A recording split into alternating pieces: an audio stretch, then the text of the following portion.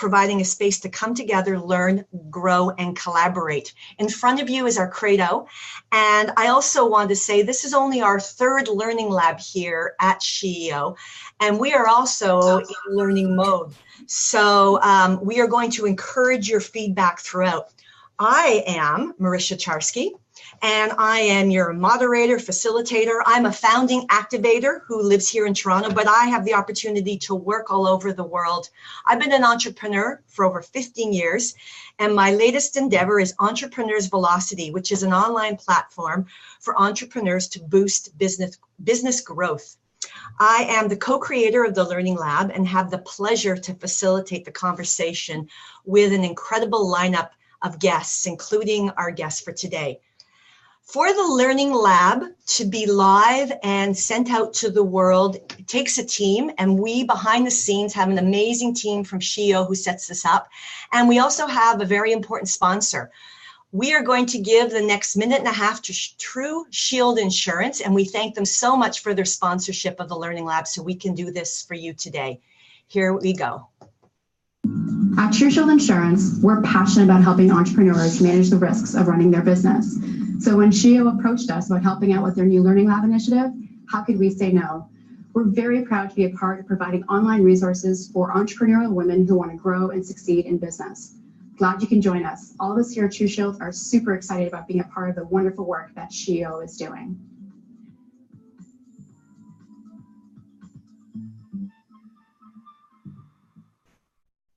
Thank you, True Shield Insurance. So I said a little while ago, we're talking about climate today. And so to create a climate here, I want to give you some ideas to juice your Learning Lab. So first of all, if you haven't already done so, please open up your chat, say hello to us, and tell us where you're zooming in from around the world. You can type in your questions during the chat. I will do my best to get those out to Carolyn as we go. And also at the end of our formal piece of the Learning Lab, we're going to take 15 extra minutes where Carolyn will stay online and we are going to have a Q&A session. Also, there is a Slack space because a lot of you have so much knowledge in this area. We want to keep the learning going forward and give you all an opportunity to talk and continue on this topic. And finally, with your registration, we had an Insights to Action canvas provided, and you can use that to take notes from our conversation.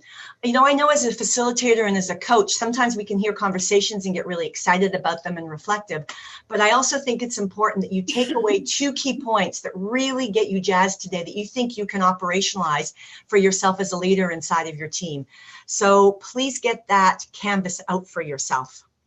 This is what it looks like in case you're wondering. And it's great because I'm seeing people from San Francisco, New York, BC, the United Kingdom, Waterloo, Ontario. It's just a super representation of all the amazing women we have joining us from around the world. Ah, yes, finally, Carolyn. I get to turn the conversation over to Carolyn Meacher, who is joining us from Refinery 29. She is the Chief People Officer. And our conversation today is creating the conditions for your team to thrive. Carolyn and I have had a chance to go back and forth a couple times, both online and in conversations about this topic. And I'm so excited that she can join us today from her incredibly busy schedule. So Carolyn, over to you to set us up, say a couple words about yourself and maybe a little bit about why this is a topic that's important or a conversation that's important for you in your role and in your life. Great, thank you, Marisha. I have to say it's really exciting. I'm getting, I'm watching all these people log on and I'm watching where everyone's from. And it is so exciting to see how this community is just growing and thriving every single day. I mean, I was here at the very beginning and watching it continue to grow is just remarkable. So I'm so excited to be here with you all today. One of the reasons I really care about this topic really deeply actually is because, I spent 25 years in a marketing career. And during my time in marketing, I'm sure many of you have had experiences like this, where you end up working with this nucleus of people who are really working towards a common goal, and you're making really phenomenal things happen. And the energy that's associated with that is phenomenal. And at the same time, you experience other teams that are more dysfunctional and not really working together in the same way. And you wonder, like, what the heck is happening, and how do we get that energy and commitment back again, or even get it in the first place when you're working on those teams that aren't working together. And that's something that I always noticed over my years. And it was one of the things that made me say, what's something that I really care about, and what do I want to do about that? And I ended up going back to school and completely changing my career. And here I am working more on the people side of performance, and working to help organizations and teams really come together in a way that helps us create new results and innovate and move things forward and make things happen. So that's why this matters to me, and I'm thrilled to be able to have this conversation with you all today. Thank you, Carolyn. And I know that you work both in the United States and Canada, although you're based in Toronto. So tell us just a smidgen about that and that climate of work in two spaces. Right. Well, I mean, mostly when I'm working in Toronto, I'm actually working virtually, because our offices for Refinery 29 we have a small office in Toronto, but most of our offices are in New York, LA, London, and Berlin. So the interesting thing about being part of a team when you work virtually, I'm sure some of you experienced that as well, is something that I've really come to understand more fully, and how important it is to really take the time to build relationships, even more so when you're working virtually. And of course, when I'm in New York has its own energy to thrive on. And in the digital media industry, it's very youthful, very young, very fast paced. And I'm sure many of you experience the same things in your businesses. Great. Thank you for that setup. So here we are. We've got a ground zero. Climate matters. Yeah. So one of the things that we want to talk about is, like, what exactly do we mean when we're talking about climate? It's not a word that you always hear. Some of you may use it or not use it, but what we're really talking about here is, how do people feel about the conditions in that they're working? So sometimes climate gets confused with culture. And the way that I like to think about it is, culture would be, the difference between working in Buffalo versus working in New York, or working in, San Francisco versus, what other city did I see on here? Nottingham, UK. So when you think about that, the environments and the cultures are very, very different. The climate, when we talk about climate, is how do the people that have chosen to work in those different areas feel about it at any given time? And the climate, just like the weather, can change. Whereas culture tends to be relatively stable. It can change over time with great effort, but it does tend to be more stable than climate.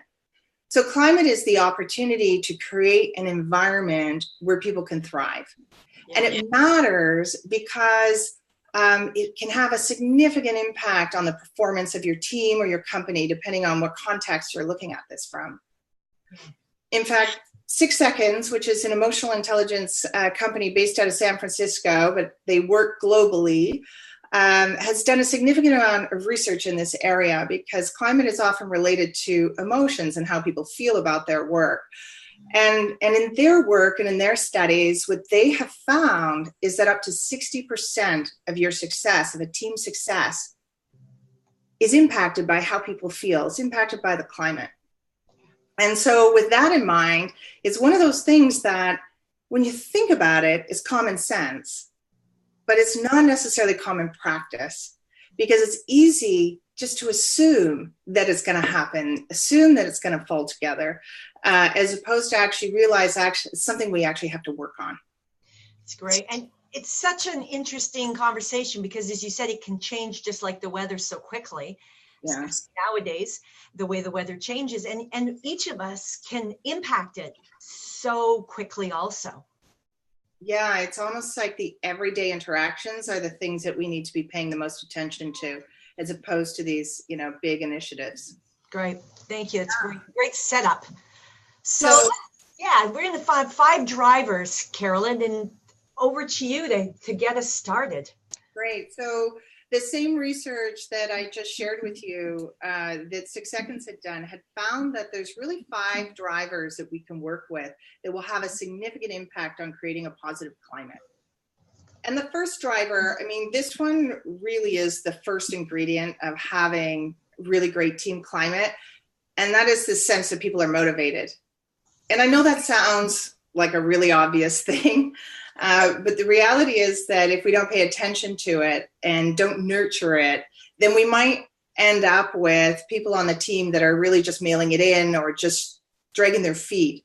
And so the question that we're really asking here is, are people coming to work with an energy that's an intrinsic energy? We're not talking about that extrinsic motivation that says, I'm going to pay you this much to get this job done. What we're talking about is that energy that comes from within that allows you to really pursue a goal with initiative and energy and vitality. And it also allows you to really overcome challenges. And so I guess the question here to ask yourself is, are people showing up with vitality and energy for, achieving what it is that we're setting out to? Or are people really just dragging their feet? Yeah. So what I would love to do now is, I'm curious if you think about a team that you've worked on, whether it be the team you're working on now, or another team that really pops to mind when you think of a team that was thriving.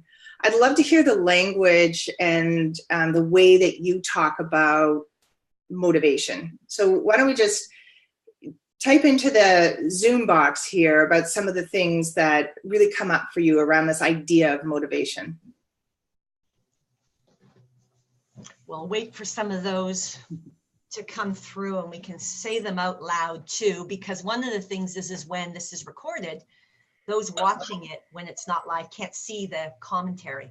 I didn't know that. So we'll be sure to say it out loud so they can hear what people from our attendees are saying. Okay, great. So I see nobody's typing. Maybe I didn't ask the question in a really easy way. Sometimes when we ask this question, the type of stuff that we hear are, oh my gosh, we were on overdrive. There was no stopping us. Sometimes I'll hear people say, you know what, there was just so much joy. It was just so much fun. It didn't feel like work at all. There's this idea of flow that I'm sure many of you have heard of, that when we are doing something that we enjoy so much, time just flies. And because we're in a state of flow where the work is engaging and motivating and keeping us moving. Yeah. So some of the things to think about, someone just said, I've worked for lots of startups, but with my current company, I find I'm actually excited to wake up for work. Yeah, that's exactly some of the stuff that we hear. And someone else said, sat down with the head boss who asked, what are your interests? How can you apply those to grow your role? That is such an important point, because sometimes we think that we need to motivate others. And then we believe that, the number one route to that is to use our energy to motivate others. And that's a piece of it. The reality is what we need to do is set up the conditions for others to activate their own motivation. And it's a really important nuance. And what I'm hearing you say with that story about your boss is that they get that. And what they're really doing is trying to figure out what gets you moving, what gets you motivated. I love that. Sorry, go ahead. I was just going to say, and Amanda said that it looks like she doesn't have Sunday blues anymore. That Sunday evening, everyone goes, oh, I have to go back to work tomorrow. And Amanda, it looks like you don't have those anymore. I love that. And someone else here just said, refer to their startup as a great adventure. Like that, how's that for, positive energy? That's awesome. Yeah. So, when you think about motivation and you think about setting up conditions for motivation, there are a few things that we don't have time to go into great detail, but I'll just share them with you to think about when we think about motivation. At the core, one of the things to think about is what's the real human need here? And the real human need behind motivation is this idea of a sense of purpose and autonomy. So when we're thinking about creating conditions for motivation, I think one of the questions to ask yourself is, is everybody clear on why this work matters? That's a really important thing to make sure that people are always clear on, and you can never talk about it enough. This matters because, And when people understand that, they can often really connect to it at a totally different level.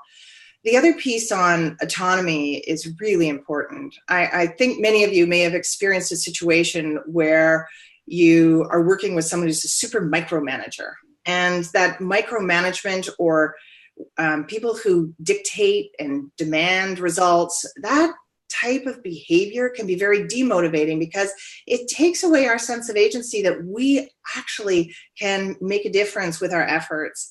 So people want to contribute, people are resourceful and creative, and we want to tap into their sense of ability to choose and contribute, and that's that sense of autonomy. So the question you might want to ask is, are we giving people a full opportunity to contribute, and in the most powerful way that they can?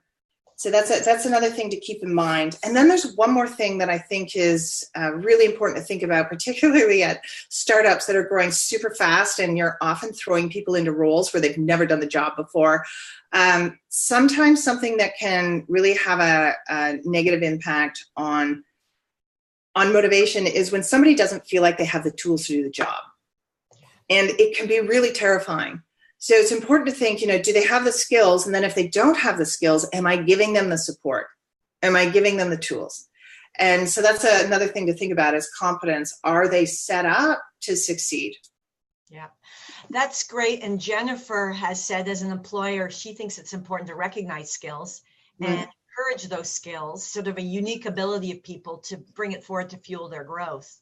And if you're even having that conversation, Jennifer, I imagine with what Carolyn just said, you're also mindful of what skills might need to be boosted so people can feel like they can engage and get the work done.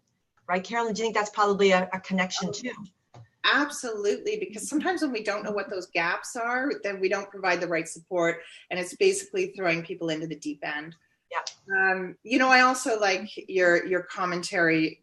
I think you said it was Jennifer. And then somebody else also here is talking about personality types. That's a question. I'll come back to that. So the commentary about understanding people's strengths and letting people put their strengths to work is hugely important. And Gallup has done a ton of research on this. And one of the things that they found is you are 3 times more likely to be engaged in your work if you are using your strengths. And to the extent that we can understand what each person brings to the table, it's the extent to which we can help people really put their strengths into work. Michelle asked the question, how much do personality types, Myers-Briggs, factor into your team building? And she said she's found a huge difference in helping people get that different types of people in different POVs build stronger teams. And, this is so true.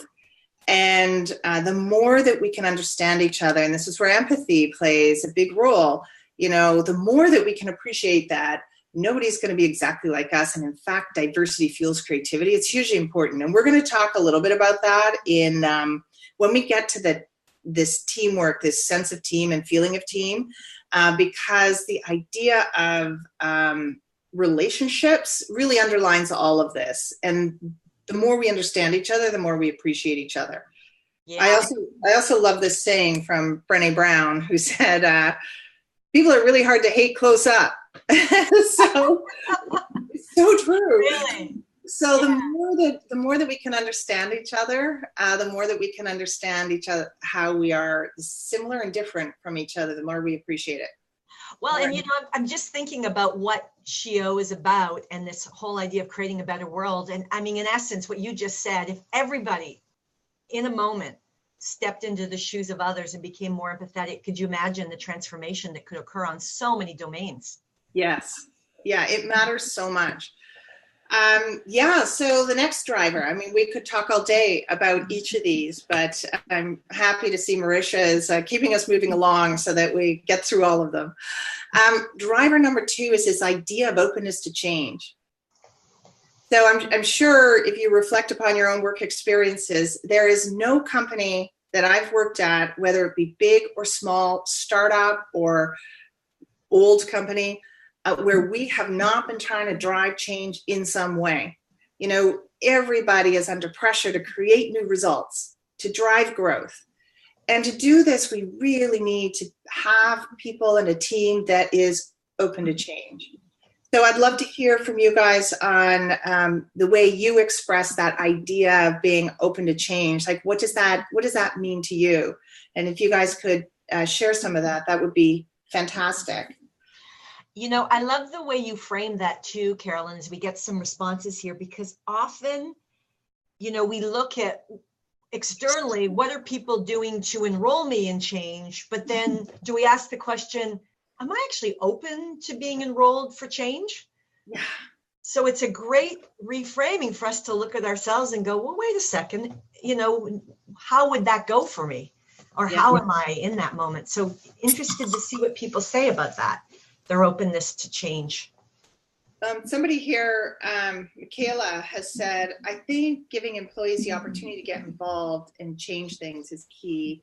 And that's absolutely right. You can't push change on people, but you can engage people in change. That's a big piece. When we think about this readiness for change, there's often we hear things like this flexibility or beginner's mind or curiosity to explore and a willingness to take risks. Because when we're not open to change, we tend to be in more of a protective mindset. And when we're in that protective mindset, what we're trying to do is protect the status quo. And it makes it really difficult for us to get curious about other things that might be possible. So somebody here said, important for team to understand the difference between fixed and growth mindset. Absolutely. Sometimes we don't realize when we're in one mindset or another. The growth mindset is around a belief that your effort can make a difference, that people can change and things can change. And if you don't actually believe that, if you believe that your skills are fixed and that everything is fixed, or you hear yourself in a pessimistic mindset where you might say, nothing is ever going to change, why bother? Then you know you're not really in a mindset that's open to change. If anybody is interested in more on that, it is brilliant work by Carol Dweck on mindset. And I think her book is actually called The New Psychology of Success. And I find that most people, when they're introduced to this concept, because we often operate in both these mindsets, most people find it quite eye-opening and very transformational in terms of the way they approach things. So some of the things that we find when people are not open to change is sometimes we don't give people a chance to be open to change, because we're driving with so many tactics and so many to-dos that we don't make the space for people to explore and people to wonder what if. Yes. And sometimes we're driving so far down a path that we're afraid to actually stop and say, hey, you know, we sure this is still the right path?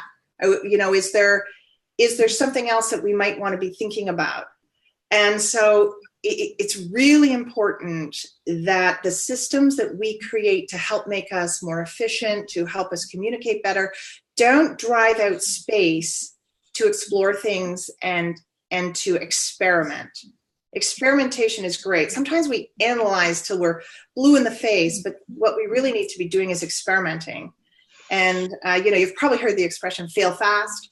That's the idea behind that, which is let's experiment, then let's learn from that. Which is the second piece of this. What was the book called, Carol Dweck? It's called Mindset by Carol Dweck.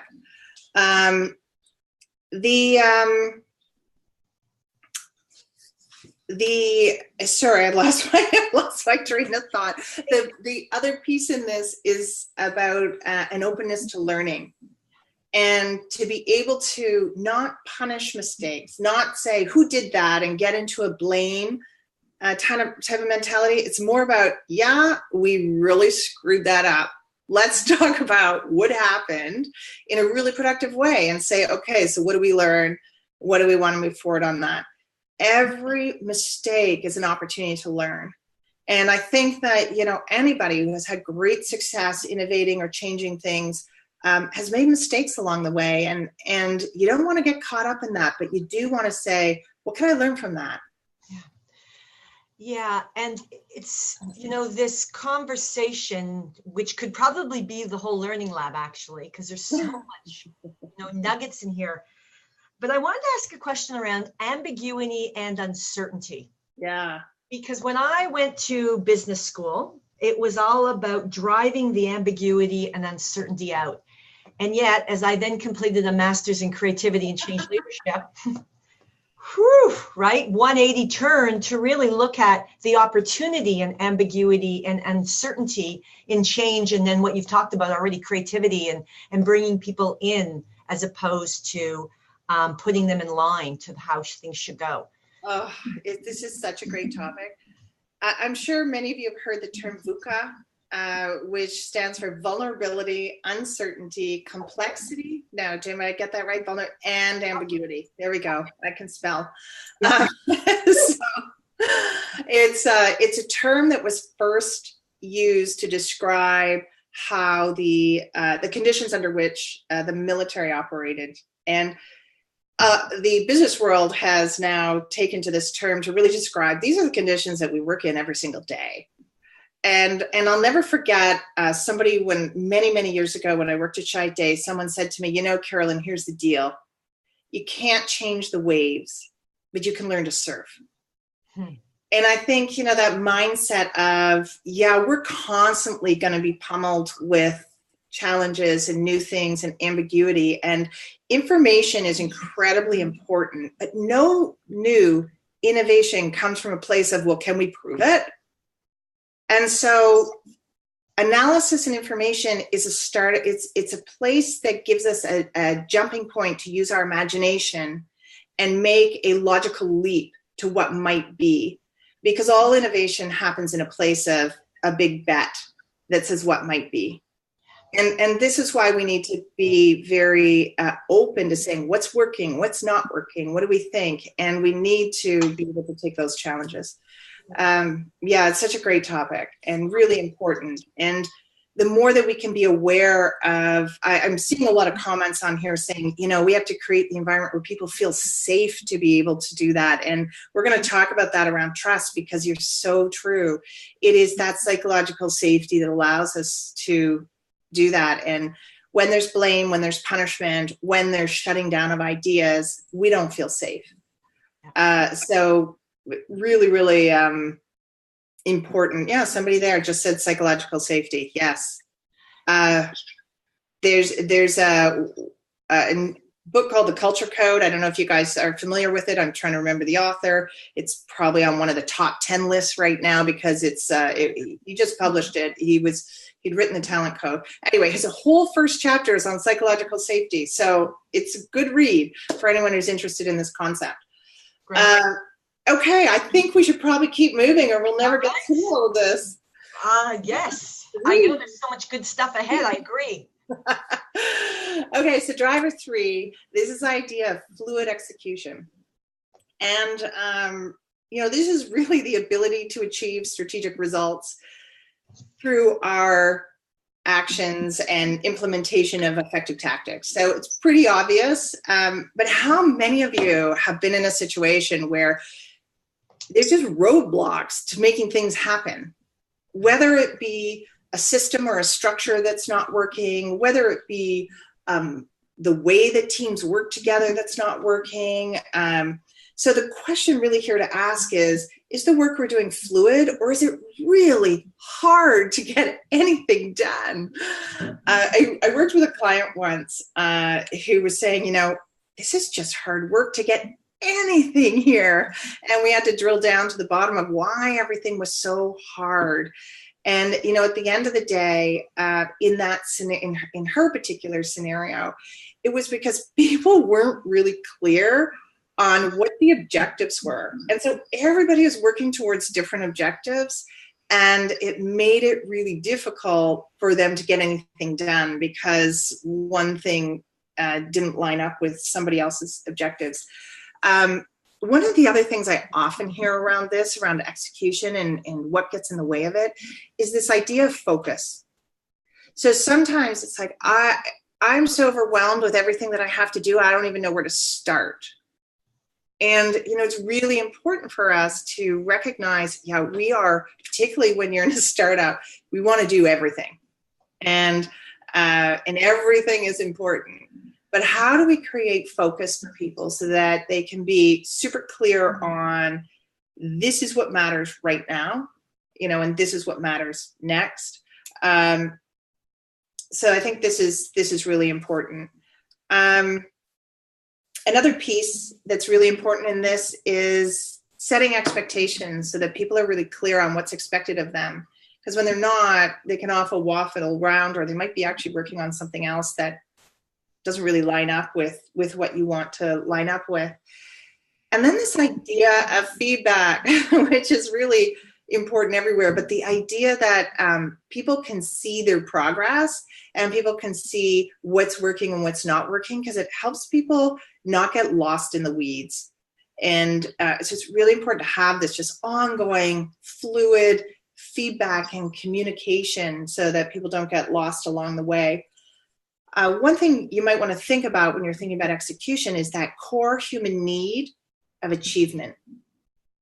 And what happens when people feel like they're not actually able to achieve what they're setting out to achieve, and there are things that are getting in the way.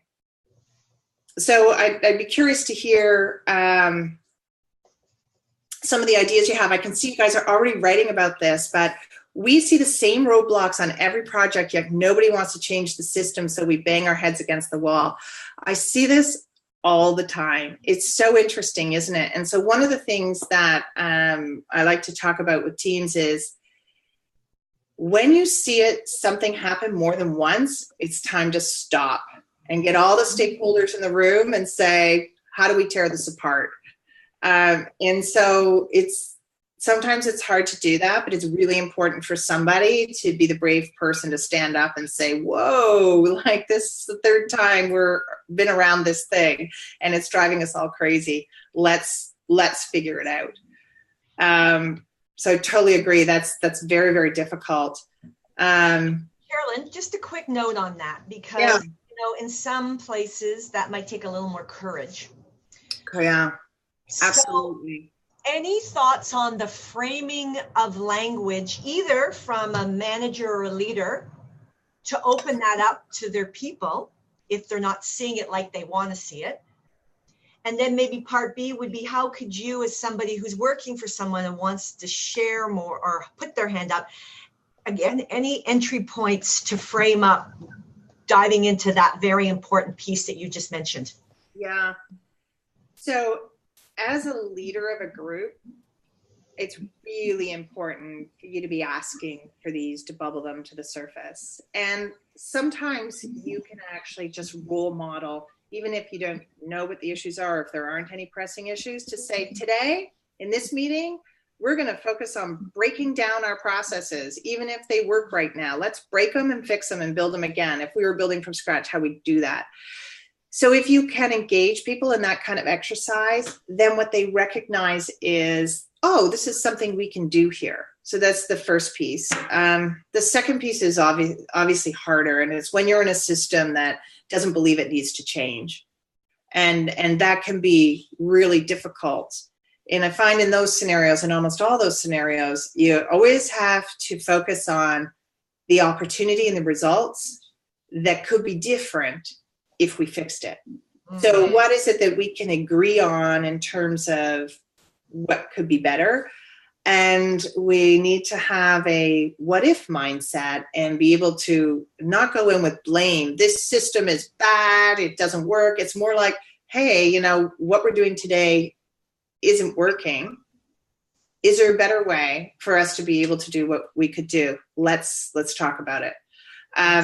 And then sometimes you need to just engage one person at a time in it so that you can build up momentum of people that are willing to support this change.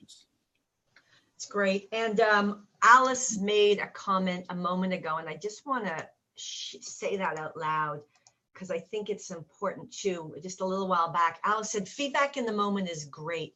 Really ensures people are celebrated in celebration when they do well, and also if something negative happens, they're aware of it straight away and can think about how to change it in the future. It sounds a lot like candor also with what Alice is pointing to. Yeah, absolutely. And we're going to talk about trust. And when you've built trust, It even allows you to give more direct feedback, and people want feedback. They want to know how they're doing. So I totally agree. And this idea of celebration is incredibly important for building trust and also keeping people engaged. Yeah. Next slide, Carolyn. Yeah, next slide. There's so much good stuff in the chat, but I know we can't address all of it. Okay, this next one is, there's a strong sense of team, and it might seem odd that that's a driver, given that we're talking about teamwork, that it's selected out. But what we're really talking about here are two things. And one is a sense of belonging. Do I belong? And somebody earlier talked about different personalities and where does that come into it? And I think this is where it comes into it, because there is often a lot of tension because of differences. Yet if we lean into that creative tension, we actually will always get to greater results, because diversity creates diversity of thought, all kinds of diversity. That friction from diversity actually is creative tension that can create better results. And so this idea of accepting people for their differences is incredibly powerful and incredibly important. And when we have teams that only accept people that are too much like them, then it's really problematic when someone new comes in. I'll give you an example, and this happens unconsciously, so it's really important to bring it to, a level of consciousness. I was working many years ago with a startup that was growing really fast, and many people on the team had been there from the beginning and really built it from, ordering the pens and paper to where they were now at about, if I remember correctly, I think at this point they were around 25 people. And they hired their first big company person to come in. And you can imagine this person comes in with all kinds of process and, et cetera, et cetera. Very different way of working. And it was at first rejected because it felt so different to people. And then thankfully they had an incredibly strong leader who was able to bring people together in a way that said, we need this. Don't we all agree that we need this? So this is what this person brings to the table. And then was also able to say, and we need to respect that we're never going to operate in the way that some of these big, really efficient companies operate. We might someday, but right now, part of what makes us great is our grittiness and our entrepreneurial, way of working. And so they were able to go, yeah, they could see the benefit of both these things and able to work together and take what worked from each other. So this idea of belonging and making sure that we are really accepting of differences is hugely important. Yeah, and it's interesting because I'm now seeing how everything is so interconnected with sharing, and how one may not supersede the other, because in some ways, you said it earlier, keep saying, put this back to purpose. Why does this matter? And you just did that with that example. Why does this person matter? Why are they here? And here's how they're connected to our purpose and really our strategy for us to grow. And once that context was shaped, suddenly people go, oh yeah, we're the resistors. Right. Yeah, exactly. Great. Yeah, it's so powerful. No, that's such a good point. The other piece of this, I said there were two pieces, and I know there's more, but the second piece of it is this idea of alignment. And it's related to what you were just saying, Marisha, and that is, are we all working towards the same thing? Or do we have different agendas? And the alignment piece is where people are really committed to this, moving towards achieving the same thing. And it's really important to know what people think that is that you're working towards, because often people will have their individual agendas that can mess things up, or sometimes it's because of a lack of clarity or communication about, this is what we're trying to do. Are we committed? Are we all in? Let's go. And I'm sure if you guys think about your own experiences on really great teams, one of the things that comes up often is people will say, we were so together on this. We were so together on this. So the core human need here is belonging. And some of the things to really think about are, how are we connecting as humans, as people? How are we appreciating differences and different strengths and what people bring to the table? And how are we engaging the multiple perspectives that are there? Do we shut down ideas fast, or do we let people contribute? Somebody wrote here, belonging, the most important thing to me now. Can we create a CEO group addressing BBR's needs, as we're very together and strong? We're still underserved. I'm not sure what that might mean more to you. Yeah, and Elizabeth, you know, in our feedback section, which will come at the end of this, please share more about what you mean by that. And I know that everybody at SHIO is listening. Great. Yeah, very good. And I mean, and above that comment, and I am going to now apologize in advance, because I know you've been on a couple of our learning labs, and I've got to write down the pronunciation of your name. Am I going to say this right? Alf Swan. If I didn't say that right, would you please give me, and it's Marisha over here, so I know how this can go. If you don't mind making sure I'm saying your name correctly. And I love what you said here about the unity. And unity is a lovely word. And that you've got a very clear sense of mission, which contains your engagement and retains your focus. It's all, everything Carolyn has been saying, it's almost like it's all interconnected for you. And this globalist agenda that you have, which I also love that term, globalist agenda. I can feel the energy in what you're saying. I already want to be part of your team. When yes, right. Like I'm in. I don't know what we're doing, but I'm in. Aoife, is that it? Am I saying it better now? Aoife Swan? Is that Irish? Okay, I'm putting that out there. It's just a general question. You can answer that in the chat room. Okay. All right. Yes, it is. Okay, excellent. I won't forget that now, as my spouse is also Irish, but with a less a name that is a nickname. All right. Carolyn, anything else around driver number 4 that you want to speak to at this point? No, I think we're ready for driver 5. Okay, driver number 5. Trust. It's probably no surprise because it came up in so many of your comments already. But this idea of trust is the most important. It is the most important because it impacts every single one of the other drivers that we just talked about. And it has to be there in a really deep way. And so what we're talking about when we talk about trust is this sense of safety and confidence in the team. And so we talked about psychological safety, and that's a piece of it. Another piece of it is confidence that the team is going to do what it says it's going to do, and that the team has the competence to actually pull it off.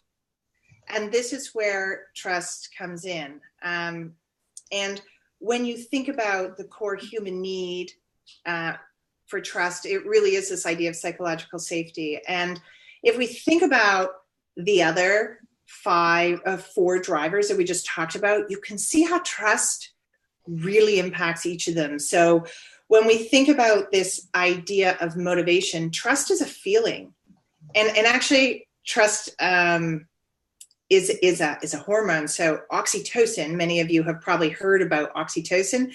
It is the trust hormone, and when we are feeling trust, we actually we actually create oxytocin in our system, and that oxytocin, other people can actually feel it. It's crazy because this emotion of trust is felt and it's contagious. So this is why people often say trust first, like give trust if you want to get trust, and you have to genuinely feel it. It has to be a real thing. You can't really manage trust just on a rational, tactical level. You have to genuinely give into it. And it's a vulnerable place to be sometimes. So some of the things that we talk about with trust is when people feel a deep level of trust, they give more. And that's that motivation piece. When people feel a deep level of trust, they're more willing to take risks. When people feel a deep level of trust, execution is easier and faster because we just trust that the other person is going to do what they say they're going to do, and we're not constantly checking in and making sure. I work with this one client who I've worked with her in the past, where she built such a level of trust with her direct reports, they almost didn't need to talk to each other. It was crazy. But they were able to get a lot of really great, innovative work done fast because they trusted each other, they understood each other, and they moved fast. When you think about this idea of teamwork, obviously when there's trust and it's really felt trust, there's more sense of belonging. That's just there. And did I do them all? I think I did. I think I did them all. There's definitely more of a connection. So I would say this is one of the most important things, and it's sometimes a hard concept to grasp. Well, what the heck? How do I know when trust is not there, and why and where is trust not there? So I like to use a 4C model that I learned from 6 Seconds. That's super helpful in understanding trust, and that is to look at it in a multidimensional way. So first to think, is there caring? The first C being caring. So do people care? Do people care about each other? Do people care about the work?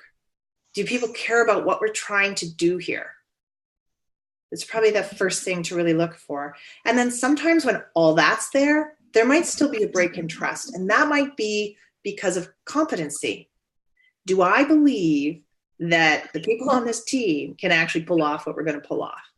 And that's another level of trust. And so when those two things are there, and trust, there's still something wrong with trust, you can turn to this idea of consistency. Like, yes, we have the skills. Yes, we have the right intentions.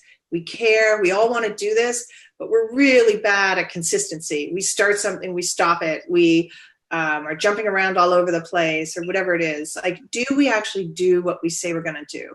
And are we able to commit to that in a way that gives us faith that we're going to be able to move this thing forward? And then the last one is really all about how we communicate with each other. Is there transparency, or are people holding things back? And so those are the 4 things that I tend to look at when there's this sense that trust isn't there. And people, the way that you can often see it is people become more defensive versus people really taking risks and feeling free to express themselves and make a contribution. Carolyn, I'm going to jump in because Francesca, I hope that Carolyn just answered your question about how does one gain trust if you're virtual. And if we didn't, come to the Q&A on the top of the hour and ask more about that, okay? Because I'm aware we've got about 10 minutes left here. And also I see so many of you are frantic scribbling. Don't forget, this is recorded. You can get it on the SHEO website afterwards. So keep scribbling, but don't forget you can watch again. Carolyn, should we move to the next slide? Sure. Yeah. All right. What's at stake? Yes. So, I get the sense that every single person on this webinar knows what's at stake. I can tell just by the quality of your comments, and I wish I was able to just sit and read everything that you guys are saying here, but what's at stake, keeping great people, that's probably really obvious, but when teams are thriving, it's really hard to leave. The next one is this idea of creativity and innovation. And what we're really talking about here is generating the kind of results that you want to generating new results, moving things forward. And many of you in startups are really, really trying to create a new way of working or innovate or change the world. And even if you're not in a startup, there's a ton of innovation and creativity that happens within companies in terms of finding new ways to work and creating new results. And we need this sense of teamwork and commitment and energy to make that happen. And then this idea of productivity, like, are we actually achieving results? You can imagine how team dynamics can either support you in being massively productive, or it can hold you back. And many of us, I'm sure, have been in those situations where, the dynamics of the team have been so troubling that we lose productivity. And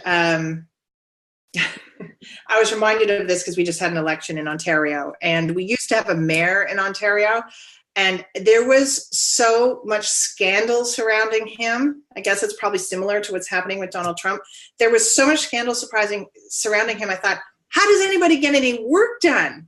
And I've been inside of organizations too, where there's just so much noise, I'll call it, that it's difficult to actually focus on what really matters and get great work done. Yeah. The other thing that, for those that really need to know the facts, Gallup has done a tremendous amount of research around this idea of engagement, and really all these things that we just talked about. They really all come together in this measure of how engaged are people, how engaged are we together as a team in terms of moving things forward. And this idea of engagement, they have measured for years, and it's a massive study, it's a global study. And what they have found is that the organizations with the highest engagement, the 25% of organizations with the highest engagement, have 12% higher profitability. And they've also measured retention, productivity, et cetera, et cetera, et cetera. And so if anybody's interested in, well, what are the facts around this idea, I hugely encourage you to look into the work by Gallup around engagement and workplace productivity. That's great. And, Carolyn, I also just, if I can, because it's so near and dear to my heart around creativity and innovation, and just bold that, because so many companies are looking to become more creative and innovative, and they keep looking for processes. Yeah. We're spending money on R&D for innovation. And what you're saying is actually the seeds in the ground. You will not get anything out of a process if all that what you've just been talking about isn't in place. Exactly. And it's about the, bringing the human being into this work and the full engagement. And so when the first time we talked about it, and here we are again, it's just such an important point with everybody looking to become more innovative. These are critical practices. Absolutely. Like the more that we can recognize that the human dynamics and actually the emotions behind that are driving the results, the more that we can recognize that if we can create those conditions where we have those positive emotions creating that positive energy and those connections, that's when, and that trust, which is an emotion, that's when we're going to see exponential results. Yeah, it's really great. And of course, then the bottom line is, and this was one of the pieces of how we frame this talk today, it may not show up as a line item on a company's profit and loss statement, but the correlation to which you just quoted from that study, and all of us here today know, it absolutely impacts your profitability and potential losses if this isn't in place. Yeah, you'll find that the Gallup work also has a correlation between earnings per share. So they measure it on all different levels. It's excellent. It's great. And this. Yeah, this is how we thought we could close out this conversation with this idea of, you need to own it. And this isn't something that can be outsourced, because sometimes people think, okay, we need better teamwork, so let's hire someone to do a teamwork session. And that might be a very good idea, don't get me wrong, because that's the core of a lot of my business before I started working full time for this company.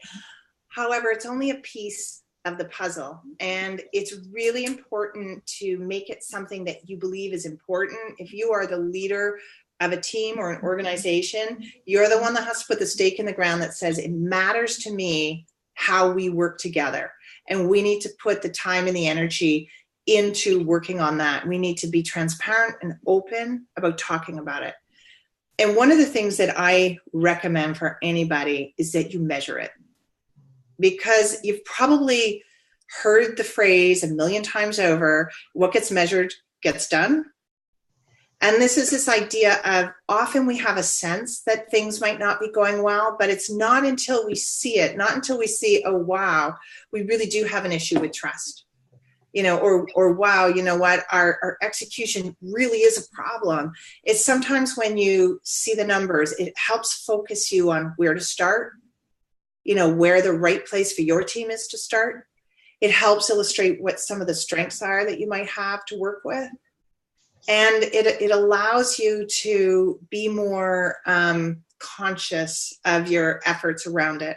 I personally like to use the tools from 6 Seconds, and all of the stuff that we've talked about today is based on their vitality tools. But there's many different ways to and tools to measure teamwork. So that's my commentary around this. It can't be something you assume is going to get done. You actually have to put it on your agenda. That's great. And with sort of the minute and a half we have left before we move into a Q&A, and what's next? What's your next leg of your journey in this conversation, Carolyn?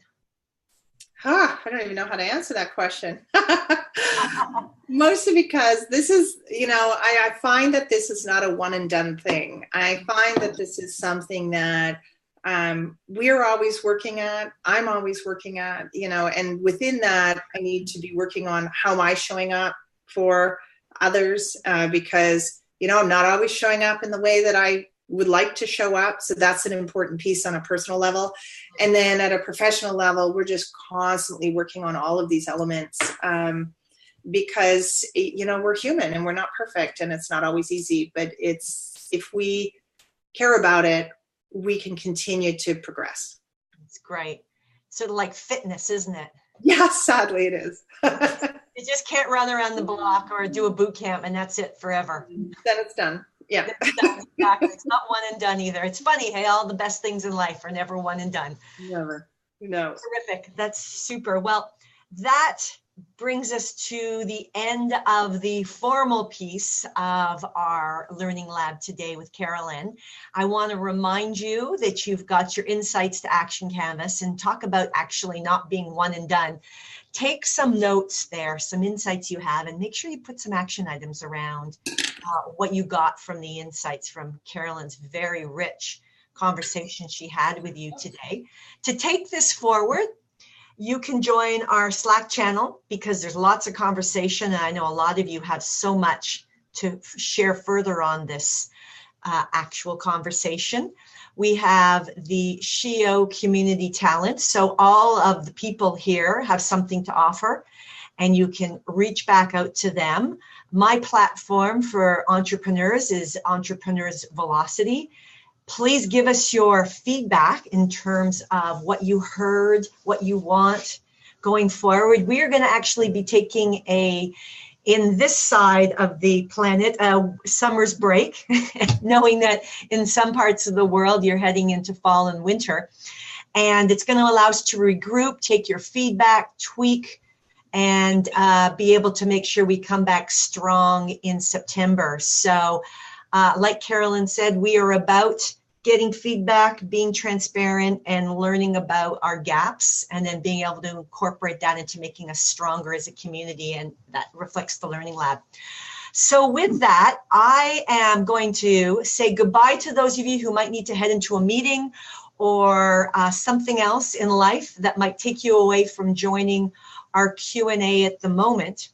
And for those of you who can join the Q&A, we are going to unmute you. So the best way for us to handle this, with those of you who are still here, is if you have a question or you want to specifically go back to some comment that was made earlier and you want to talk more about that, just say yes, and I will unmute you so that we can hear your voice. And Carolyn